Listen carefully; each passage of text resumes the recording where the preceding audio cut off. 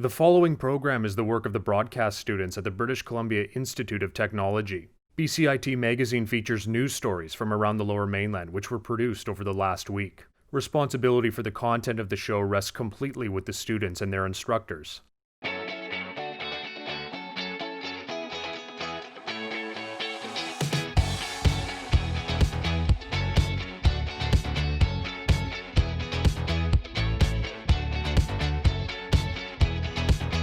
Coming up on BCIT Magazine, how the absence of team sports is affecting youth.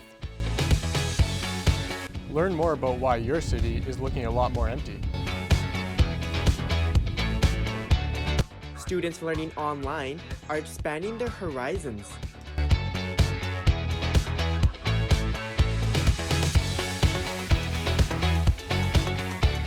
Welcome to BCIT Magazine. I'm Josh Ferrer.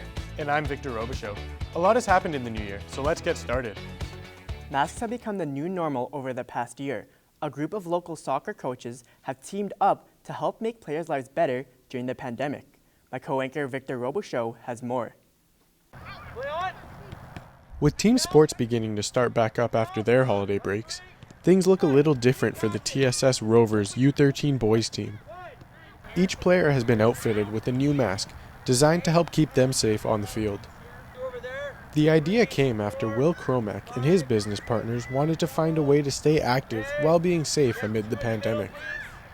Well, I mean, the key part for us was we were simply looking for something you could actually play in. And when we say play, I mean exert yourself, run, intense interval type training. What makes the mask different is the separate pockets for the mouth and nose.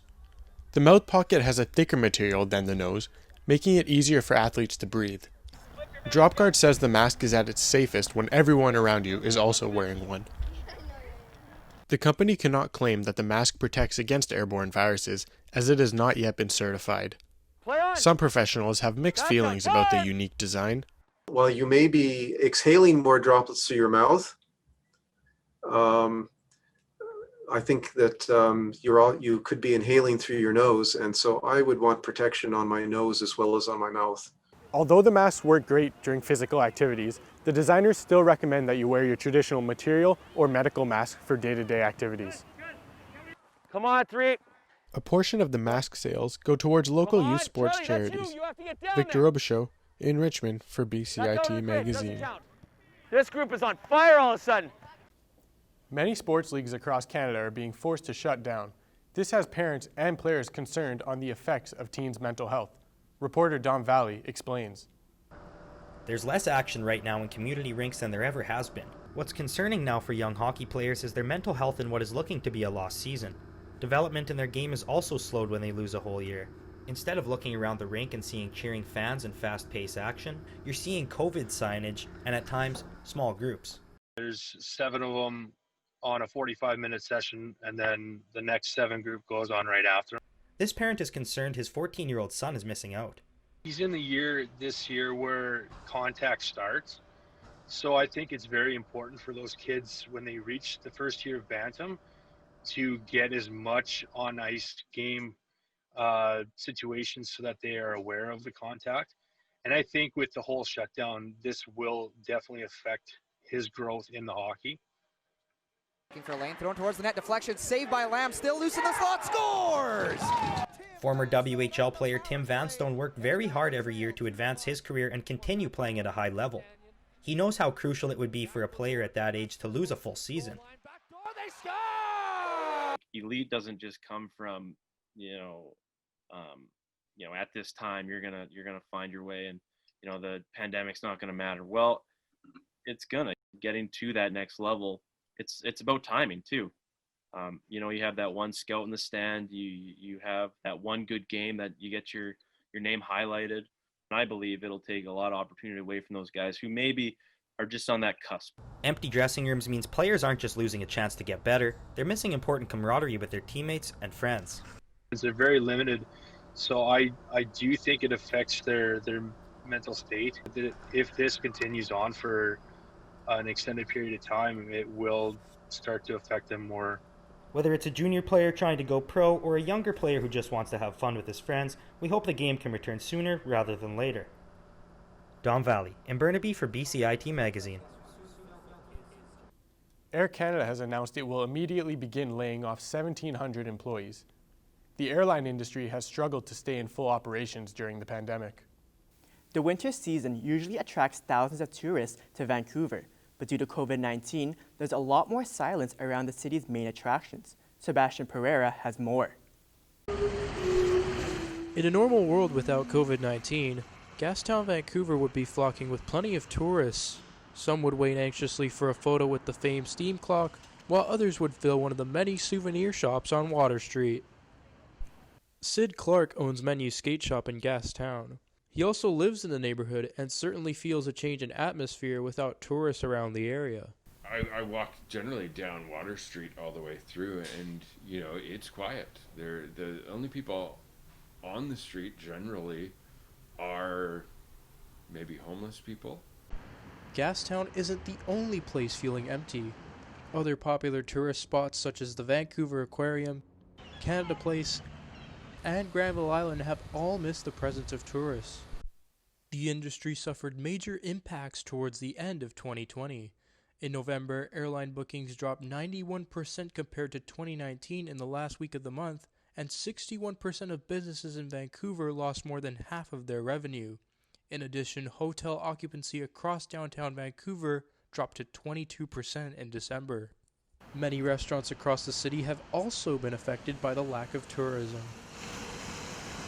The sales in restaurants generally tourism accounts for about 20% of the overall sales. In downtown Vancouver, depending on the summertime, it probably accounts for probably 40% of the sales. The Vancouver Tourism Center on Burrard Street remains closed, but the company has continued its hashtag Vancouver Comeback campaign by promoting special offers for attractions around the city. Sebastian Pereira in Vancouver for BCIT Magazine.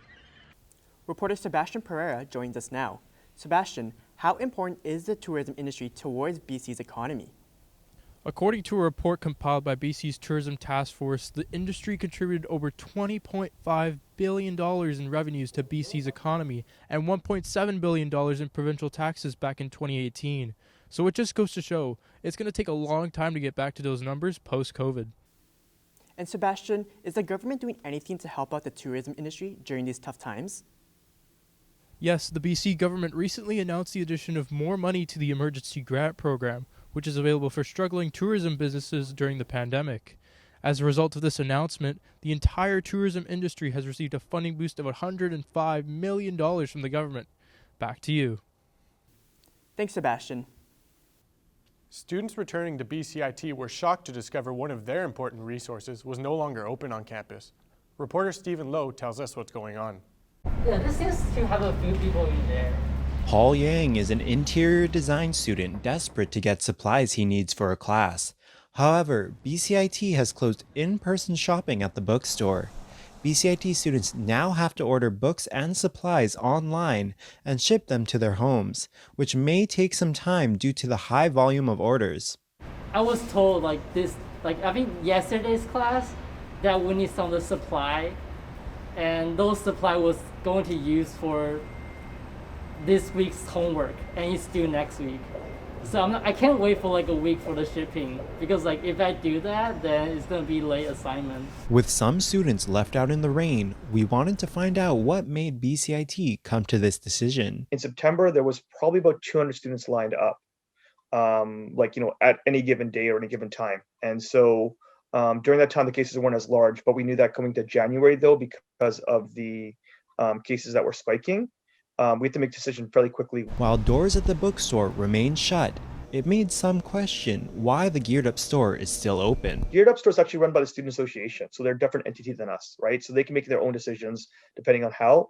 The other reason for the Geared Up store is that they don't have any essential kind of textbooks that would draw students into the location.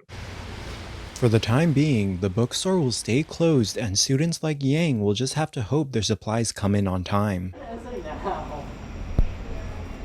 Stephen Lowe in Burnaby for BCIT Magazine. Oh wow. A newly announced Van Gogh exhibition will be coming to the Vancouver Convention Center in the spring. The interactive show will feature more than 200 of the artist's paintings. Coming up after the break, how one company's invention is helping the hearing impaired. And a local photojournalist who was recently attacked speaks out.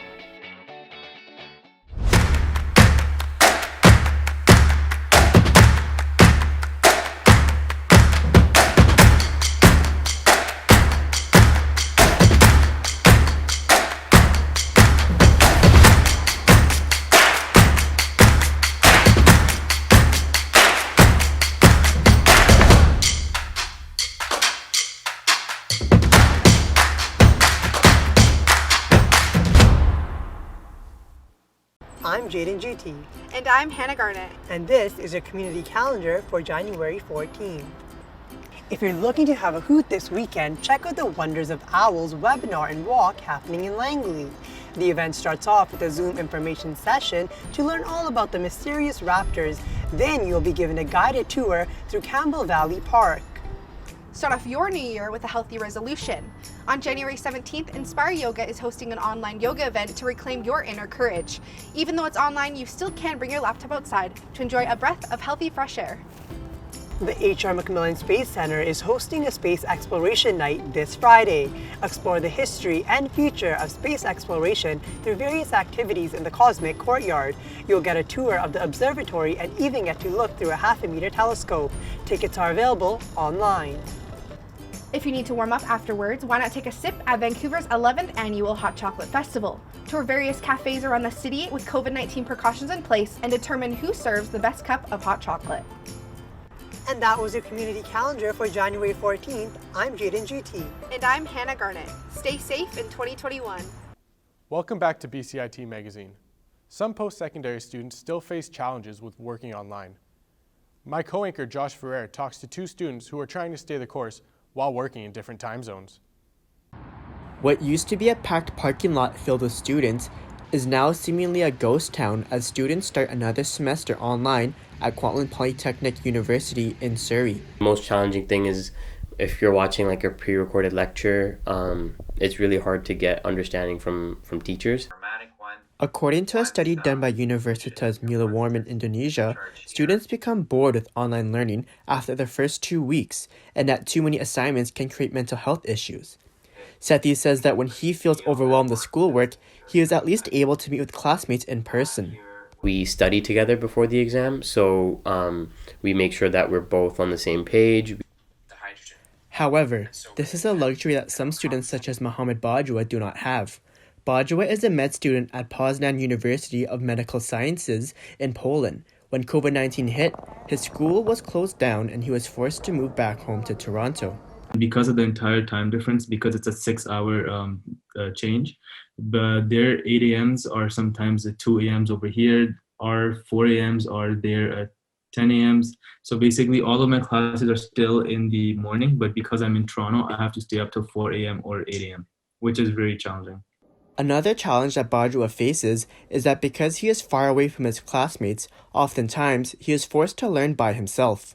I've been having to go and rely a lot on YouTube and other verified and certified courses to maybe help me and build on my previously known knowledge. Luckily, Bajwa will soon be reunited with his classmates. His Polish school is opening back up. Getting our vaccines done, our flu shots, and because of that, we're all being called back to Poland immediately so we can continue our practicals in person. Now let's look at Sethi looks forward to the day he too can receive a vaccination and leave virtual learning behind. I'm Josh Ferrer in Surrey for BCIT Magazine. At a pro-Trump rally in Vancouver recently, one CBC photojournalist was attacked. Our reporter Aileen Molinar sat down with him to hear his side of the story. I'm Aileen Molinar, and today I'm being joined by CBC photojournalist Ben Nelms. Hi Ben, thank you so much for joining me today. No problem, my pleasure. So can you tell me what exactly happened when you were attacked last week? I attended the protest. There was about 24 protesters there and a few members of the media.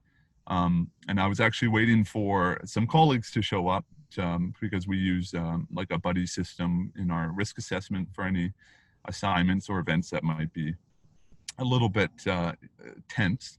and this man was sort of hassling some other photographers and journalists there, and then he saw me quite a few steps away, maybe about 30 feet away, and I wasn't even taking pictures, but I had my cameras on me, and he charged me and sucker punched me in the face, and then was sort of pulled off by some of the protesters and walked away. And what impact has it had on you so far? I think it just sort of brings up some flags about, how journalists and photojournalists are treated in this sort of day and age. And it doesn't just happen in the States or, in Hong Kong, we've seen journalists and photojournalists being attacked while working, and it happens in Canada too. After, a week of reflection on this, I think that what really sort of resonates with me is that most of these photographers and photojournalists, especially in DC, are freelancers, and they're not as lucky as I am to have an employer that genuinely thinks about my health and safety when I'm working. They don't have that support. And what would you say needs to change in terms of this, but also, for example, for freelance journalists? Even when I was a freelancer, I was offered by one of my employers to take a hostile environment training course, which helped a lot.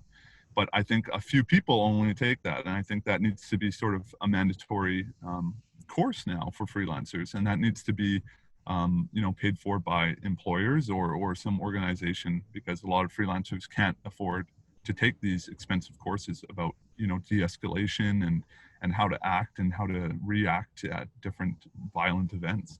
Thank you so much for your time, Ben. I'm Aileen Molinar for BCIT Magazine. Eternity Medical Equipment has received Health Canada's approval to produce N95 masks. The Surrey-based company makes 30,000 masks per day, which are delivered to medical workers. A hearing impaired advocate is encouraging people to wear clear masks for better communication. Anthony Correa has more on the story. With COVID-19 still a huge issue in 2021, many people and businesses are taking proper precautions, encouraging and mandating wearing masks.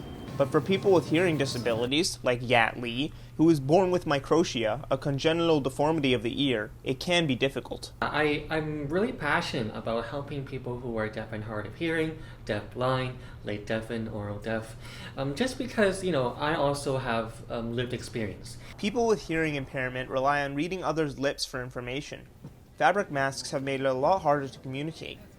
Lee is hoping to change that with these clear masks that he has helped produce with Tinkerine, a 3D printing company. How do we make sure that communication is accessible? Especially when people are wearing cloth masks when they go out and is mandated, and as they should be. We recognize that the nuances are missed, that the facial expressions are no longer there.